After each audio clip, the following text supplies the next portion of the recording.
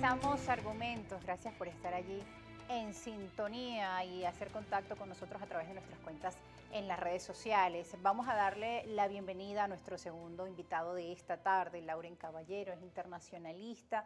Muy buenas tardes, bienvenido a Argumentos. Gracias por la invitación. Gracias a usted por estar con nosotros. En el segmento anterior estábamos hablando del tema de la migración.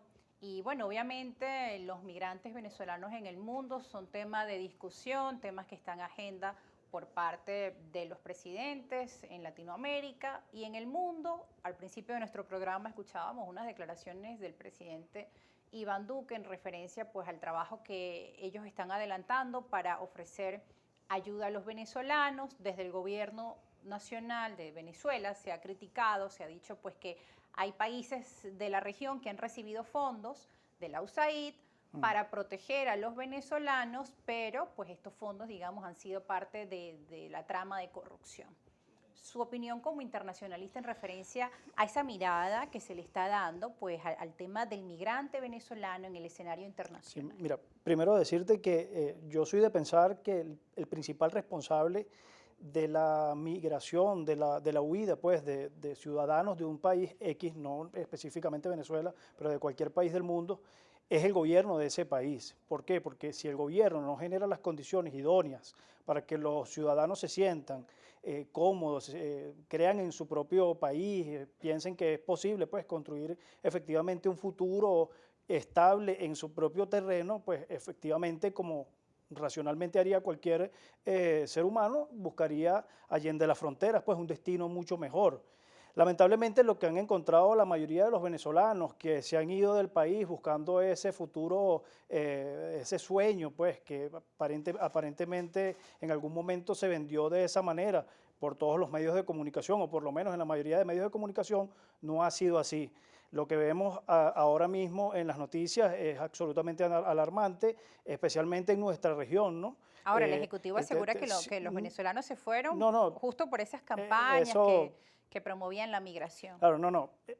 A lo mejor eso tuvo algún efecto, el tema de la repetición constante de que en Venezuela la situación está mal, de que en Venezuela no hay futuro, de todo ese discurso, a lo mejor sí tuvo algún efecto en la toma de decisiones de muchas personas. Pero la realidad es que, bueno, está allí, pues. Ahora mismo, en este momento que nosotros estamos realizando esta entrevista, en el estado Táchira, tenías una diputada acá del estado sí. Táchira, en la población de Rubio no hay luz eléctrica. Entonces, un ciudadano que quiere tratar de construir, por lo menos desde el punto de vista de las inversiones, quiere trabajar, quiere echar para adelante, pues como decimos acá en criollo, en un país donde no tiene ni siquiera los servicios públicos más elementales a la disposición, eso es imposible. O sea, la gente se desespera y busca más allá de sus propias fronteras, un destino promisorio, algo que le permita construir ese sueño que a lo mejor lamentablemente en su propio país en un momento determinado no puede construir.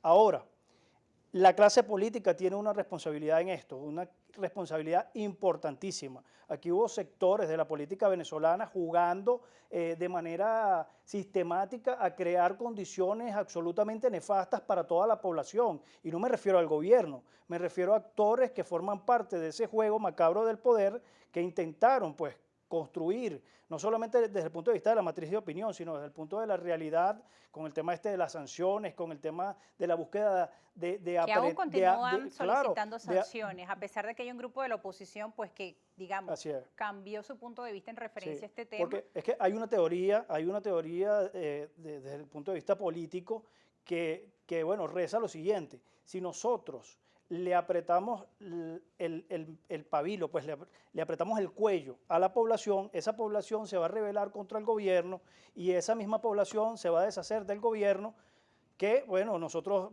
consideramos que es incómodo en un momento determinado. Pero el tema de las sanciones, por ejemplo, eso ha sido tratado desde ese punto de vista. No funcionó, por ejemplo, en Cuba, no ha funcionado en otros países. No es decir, la historia demuestra que eso no es un precepto no que solamente sea eso, sino que además para su objetivo. Claro, desde el punto de vista, además, como se han venido aplicando en Venezuela para tratar de deponer un gobierno, son absolutamente ilegales. Pero es que además las sanciones, como llaman coloquialmente a estas medidas unilaterales que se han impuesto contra Venezuela, desde el punto de vista del derecho internacional, son absolutamente contrarias a lo que se establece. No, mira, Carta de la ONU, elemental. Sí. El único ente que está autorizado desde el punto de vista de la legalidad internacional para acometer algún tipo de medida coactiva o coercitiva contra un Estado o grupo de Estados que se salga de los parámetros regulares es el Consejo de Seguridad de Naciones Unidas. Y el Consejo de Seguridad de Naciones Unidas no ha tomado ningún tipo de medida contra Venezuela. Lo han hecho que actores independientes de la comunidad internacional, incluso en bloque, como los Estados Unidos, como algunos países europeos y algunos países de la región, que ahora por una situación de cambios de gobierno y de realineación Sí. de los bloques de poder, pues vienen de alguna manera flexibilizando el discurso. Claro, hay una situación geopolítica en Europa, la guerra en Ucrania particularmente, ha abierto una ventana para que, sobre la mesa... Hemos visto un cambio Sí, de discurso sin duda, incluso desde la Unión Europea, claro, en nuestro claro. continente.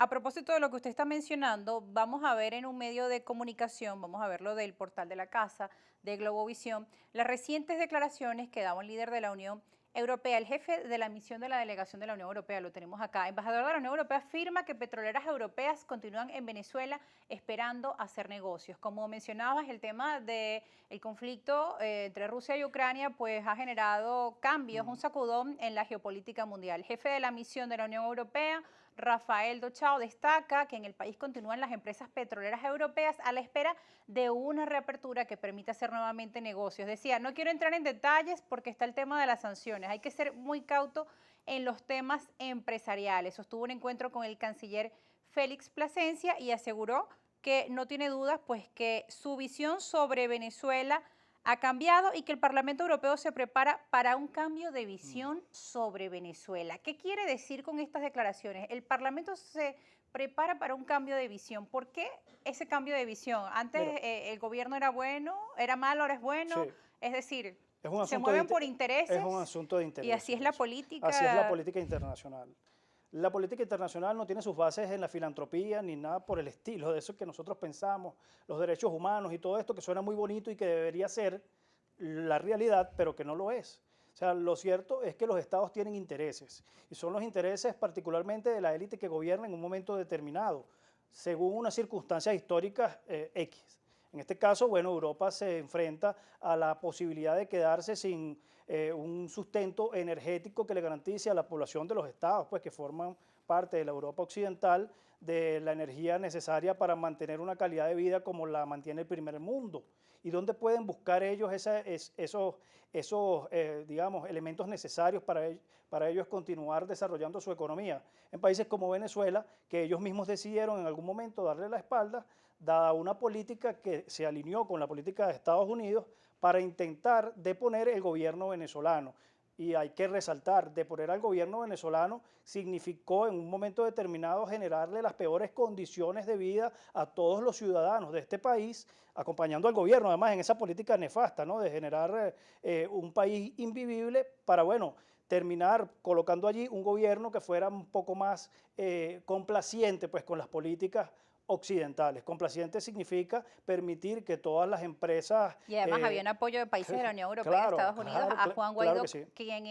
quien era reconocido como presidente interino. Después unos países Claro. pues, decidieron cambiar Bueno, de postura. fíjate, ahora que mencionas a esta persona, una dualidad institucional, y estaban hablando hace rato de los migrantes, ¿a quién tienen que acudir los venezolanos que se encuentran en una situación de vulnerabilidad más allá de las fronteras de Venezuela, en una situación donde no se sabe exactamente, o algunos Por ejemplo, no saben, en países como Paraguay o eso, Colombia, que reconocen ¿quién es el embajador de Venezuela? interior. ¿Cuál es la autoridad que representa a Venezuela en ese país? ¿Y quién es el que puede ayudar allí? Sí, O sea, vamos a estar hablando al regreso porque debemos ir a una pausa, vamos a profundizar este tema, así como otros, porque hay grandes expectativas en nuestro país en referencia a esos cambios de discurso que se han venido realizando, que buscan cuál es el objetivo y sobre todo si van a mejorar la situación propia de cada venezolano en nuestro país. Ya volvemos.